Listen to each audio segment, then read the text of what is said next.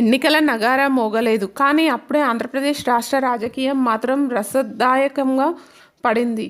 ఇప్పటి వరకు అధికార Jagan party versus TDP, Janasena అన్నట్లుగా పరిస్థితులు ఉంటే, ఏపీసీసీ చీఫ్గా వైఎస్ షర్మిల బాధ్యతలు చేపట్టిన తర్వాత అధికార వైసీపీ వర్సెస్ వైఎస్ షర్మిల అన్నట్లుగా పరిస్థితులు మారిపోయాయనే ఓ చర్చ పొలిటికల్ సర్కిల్స్లో వైరల్ అవుతుంది. తాజాగా ఉమ్మడి గుంటూరు జిల్లా బాపట్ల పర్యటనలో భాగంగా వైఎస్ షర్మిల సోదరుడు జగన్ పాలనపై మరోసారి నిప్పులు చెరిగారు.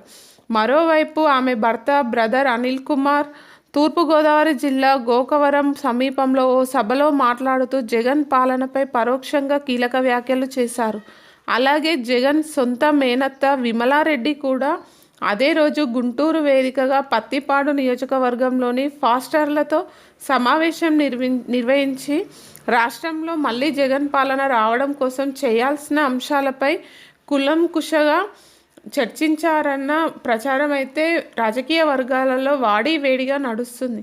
అయితే గత ఎన్నికల వేళ ఒకరి గెలుపు కోసం అందరూ కలిసి పనిచేశారని, ఇంకా క్లారిటీగా చెప్పాలంటే జగన్ని అధికార పీఠం ఎక్కించడం కోసం వైఎస్ షర్మిల పాదయాత్ర చేశారు.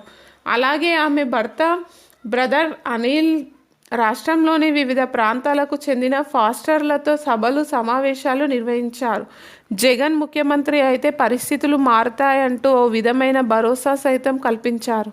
అలాగే జగన్ మేనత్త వైఎస్ విమలారెడ్డి సైతం దాదాపుగా అదే బాటలో నడిచారు.